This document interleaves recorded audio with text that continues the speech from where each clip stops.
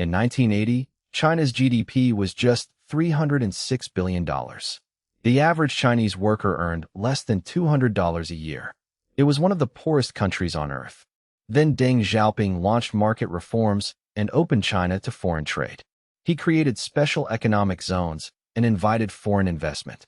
Today, China's GDP is $18.5 trillion, a 60-fold increase in just 45 years. For 3 decades, China grew at 10% per year, the fastest sustained growth in human history. From rice paddies to skyscrapers, from bicycles to bullet trains. The greatest economic transformation the world has ever seen. Since 1978, China has lifted 800 million people out of extreme poverty. Let that number sink in. 800 million. That's more than double the entire population of the United States. The poverty rate collapsed from 88% to just 0.3%. That's 70% of all poverty reduction worldwide. China did it alone. The engine was urbanization. Over 300 million people migrated from farms to cities for factory jobs. Wages were low by Western standards, but far higher than subsistence farming. But there's a trade-off. Economic freedom came without political freedom. Growth without democracy. Challenging the Western assumption that you need one to get the other. China produces 28.7% of the entire world's manufacturing output. That's more than the United States, Germany, and Japan combined. At its peak, China had over 500 million workers in manufacturing and industry, making everything from iPhones to steel beams. Annual manufacturing output exceeds $3.5 trillion. But here's the key shift. China is no longer content being the world's low-cost workshop. It's rapidly moving up the value chain.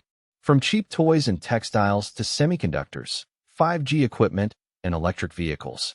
The world used to outsource to China because it was cheap. Now companies outsource because China is fast, efficient, and increasingly high-tech. China has built 45,000 kilometers of high-speed rail. That's more than the rest of the world combined. The largest network on Earth. The Fuxing bullet trains reach 350 kilometers per hour. Beijing to Shanghai, 1,300 kilometers, in just 4 hours. And they built the entire network from scratch in just 15 years. Total investment, over $900 billion. The largest infrastructure project in modern history. Every major Chinese city is now connected by high-speed rail. But there's a catch. China Railway is carrying $900 billion in debt. Many routes don't turn a profit. Critics call it a massive misallocation of capital. Supporters say it's a long-term bet on connectivity. China's Belt and Road Initiative has invested over $1 trillion across more than 150 countries. Ports in Greece and Sri Lanka, railways in Kenya and Indonesia, highways in Pakistan, and power plants across Africa. China is building the world's infrastructure. The stated goal, a modern Silk Road connecting Asia, Africa, and Europe. But critics see something else. They call it debt trap diplomacy. When countries can't repay Chinese loans, China takes control of strategic assets. Sri Lanka handed over a port on a 99-year lease after failing to service its debt. Either way, Belt and Road is reshaping global trade routes and giving China enormous geopolitical leverage. It's not just about roads and bridges. It's about influence. China's property market was worth $55 trillion, bigger than the US, EU, and Japan combined. Real estate and construction made up nearly 30% of GDP. Then Evergrande collapsed with $300 billion in debt, the largest corporate default in history. It was just the first domino. Country Garden, Sunac, and dozens more followed. 70% of Chinese household wealth is tied up in real estate. Families paid their life savings for apartments that were never even built. There are an estimated 65 million empty apartments. Entire ghost cities with no residents. Property prices have fallen 30% and are still dropping. The government has tried rate cuts, eased restrictions, and bailouts. But confidence is shattered. China's total debt has reached 300% of GDP. Government, corporate, and household combined. In dollar terms, that's over $50 trillion of total debt. In 2008, China's debt ratio was about 150%. It doubled in just 16 years. the fastest credit expansion in recorded history. The most dangerous corner is local government debt. Chinese municipalities carry $9 trillion in hidden obligations through shadow financing vehicles. Corporate debt is another landmine. State-owned enterprises borrowed heavily to build capacity that now sits idle. Some economists see parallels with Japan in the early 90s. After its bubble burst, Japan entered 3 decades of stagnation. Could China face the same fate? The risk is real. China now produces 60% of all electric vehicles on the planet. BYD, a company most Westerners hadn't heard of 5 years ago, has overtaken Tesla as the world's top EV seller. But it goes deeper than assembly lines. China controls 80% of global EV battery production and dominates the supply chain for lithium, cobalt, and rare earths. A Chinese-made EV can cost as little as $10,000, roughly half the price of the cheapest Western competitor. The BYD Seagull terrifies Western automakers. The response? The US slapped 100% tariffs. The EU added 45%. A new trade war over electric cars.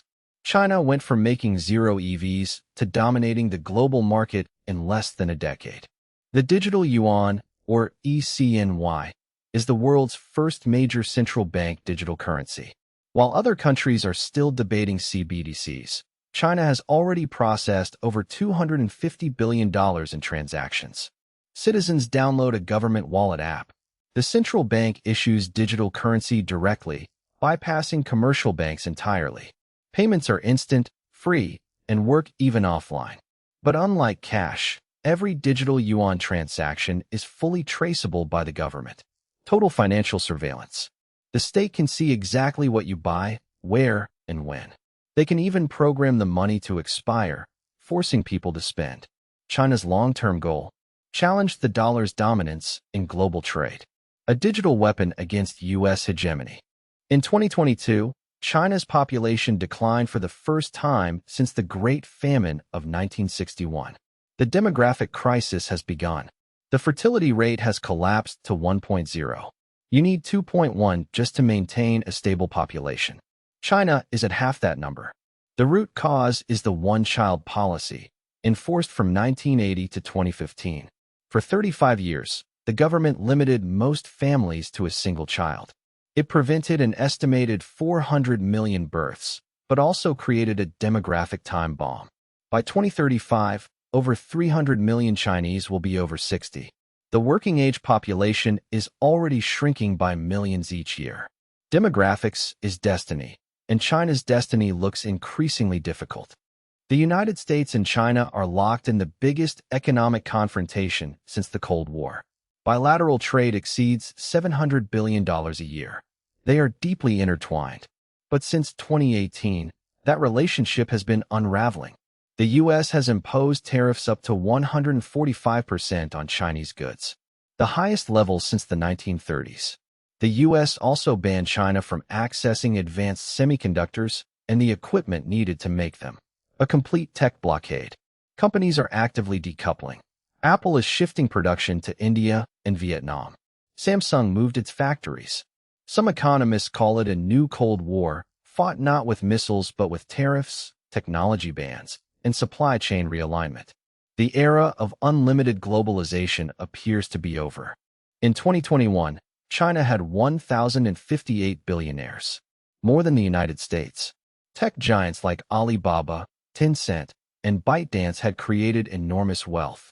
Then Jack Ma, China's richest man, criticized regulators and disappeared from public view for months.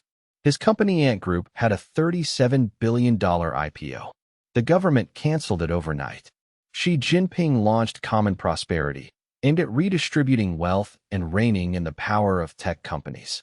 Regulators cracked down on Alibaba, Tencent, Didi, and the entire private tutoring industry.